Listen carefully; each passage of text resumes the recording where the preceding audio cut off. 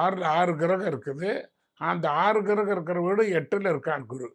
அதனால கவனமா பார்த்துக்கணும், கேர்ஃபுல்லா பார்த்துக்கணும். அது உடல் நலத்து மேல தாய், தகப்பன் ரொம்ப கவனம் செலுத்தணும்.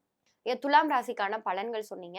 அவங்க செய்ய வேண்டிய பரிகாரம், போக வேண்டிய கோவில் அப்படின்னா அது எந்த கோவில்? துலா ராசி உங்களுக்கு தெரியுமா, விளையாடிக்கிட்டு கேட்டாலும் சொல்லுவாங்களே நரசிம்மர். நரசிம்மர் தான். லட்சுமி நரசிம்மர். ஏன்னா துலா சுக்கிரனுடைய வீடு. ரிஷபமா இருந்தால் ரங்கநாதர். துலாபா இருந்தால் 2க்கும் சுக்கிரன் தான் அதிபதி. அதனால லட்சுமி நரசிம்மர். லட்சுமி நரசிம்மரை கண்டிப்பா அவங்க பெற்றவர்கள் கும்பிடணும். கண்டிப்பாங்க.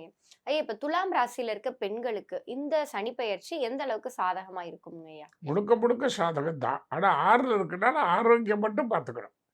ஆரோக்கியத்தை தவிர வேற ஒன்றும் பயப்பட வேண்டியதில்லை. ஏன்னா தனஸ்தானாதிபதி குரு. அதனால ஒன்றும் பயப்பட வேண்டாம். அவர் 8ல் இருந்தாலும் ஒரு சொல்லுவாங்க 8ல் குரு இருக்கிறான்பாங்க. கெட்டாடும் மேன்மக்கள் மேன்மக்கள் சங்கு சுட்டாடும் என்பதை தரும்னாங்க இல்லையா. குரு எங்க இருந்தாலும் அவருடைய பார்வை அந்த பொண்ணோட வாக்கு ஸ்தானத்தில் ஒழுகுது. துளாராசி பையனோ பொண்ணோ ரிஷபத்தின் குரு வாக்கு ஸ்தானத்தில் ஒழுகிறார்.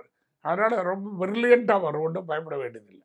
ஐயா, இப்ப உங்களுடைய பொருளாதாரம், பணவரவு சார்ந்த நல்லாவே விஷயம் இருக்கும். அது என்ன எதிர்பார்க்குறாங்களோ அது அந்த நேரத்துக்கு வந்துடும். படிப்புக்கோ கல்யாணத்துக்கோ வேற எதுக்குன்னாலும் சரி. அதாவது அவங்க அப்பா சக்திக்கு மீறிய ஒரு அளவு பிள்ளை படித்தாலும் அதை காப்பாற்றி படிக்க வச்சு கொண்டாந்துருவார். இப்ப இந்த உடல் நலம் சார்ந்த விஷயங்கள்ல துலாம் அதான் ராசிக்காரங்க கொஞ்சம் 6ல் சொல்றேன். எச்சரிக்கையா 6 கிரகம் இருக்குது இப்போ. ம்.